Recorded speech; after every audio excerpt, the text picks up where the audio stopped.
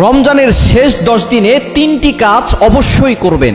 এই প্রতিদিন 3টি কাজ যদি আপনি করতে পারেন তাহলে লাইলাতুল কদর আপনার মিস হবে না। কারণ শেষ দশকে নবী সাল্লাল্লাহু আলাইহি ওয়াসাল্লাম লাইলাতুল কদর তালাশ করতে বলেছেন, বিশেষ করে বেজোর রাতগুলোতে, 21-এর রাত, 23-এর রাত, 25-এর রাত, 27-এর রাত, 29-এর রাত।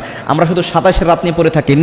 আপনি শেষ দশকে প্রতিদিন ইবাদত করার চেষ্টা করবেন। প্রতিদিন আপনি 3টা কাজ অবশ্যই করবেন। 1 নাম্বার, আপনি কিছু টাকা হলেও দান করবেন। কিছু টাকা হলেও আপনি আল্লাহর জন্য খরচ করার চেষ্টা করবেন। সেটা 10 টাকা হোক, 20 টাকা হোক, 100 টাকা হোক। আপনি প্রতিদিন 10 টাকা আল্লাহর জন্য রাতে খরচ করবেন, অথবা 20 টাকা আল্লাহর জন্য দান করবেন। আপনার স্ত্রী যারা আছে তাকে আপনি 100 টাকা 200 টাকা দিয়ে রাখবেন, যে প্রতিদিন যাতে করে সে 10 টাকা, সে দেখা যাচ্ছে রাতের বেলা আপনি কাউকে পাচ্ছেন না, ঘরের ভিতরে একটা বক্স রাখবেন যে এখানে আমি 10 টাকা আজকে রাতের জন্য দান করলাম। এভাবে আপনি দান করবেন। যদি আপনি সেই রাতটা লাইলাতুল কদর হয়ে যায় তাহলে 1 রাত 1000 মাসের চাইতে উত্তম।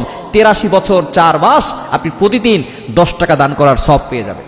20 টাকা দান করলে 20 টাকা দান করার সওয়াব পেয়ে যাবেন। 100 টাকা দান করলে প্রতিদিন রাতে, যদি ওই রাতটা লাইলাতুল কদর হয়ে যায় তাহলে প্রতিদিন, অর্থাৎ 83 বছর 4 মাস 100 টাকা দান করার সওয়াব পেয়ে যাবেন। আর রমজানে তো এটা 70 গুণ বেশি বেড়ে যায়। এই অফারের মাস, 1 টাকা দিলে 70 গুণ বেশি সওয়াব। বিভিন্ন কোম্পানি অফার দেয় না, বিশেষ করে 12টা কিনলে একটা ফ্রি, একটা নুডলসের প্যাকেট কিনলে একটা জগ ফ্রি। যদি আপনি 1টা করেন 70টা ফ্রি দিবেন। এই জন্য কিছু হলেও আপনি দান করার চেষ্টা করবেন। 1 নাম্বার কাজ, 10 টাকা হলেও প্রতিদিন রাতে আপনি দান করবেন।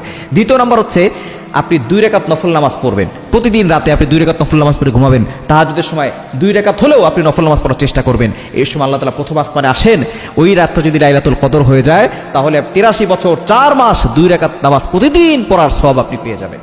এজন্য অবশ্যই 2 রাকাত নামাজ আপনি এই শেষ দশকে প্রতিদিন পড়ার চেষ্টা করবেন। আর বেজোর রাতগুলোতে বেশি বেশি ইবাদত করার চেষ্টা করবেন।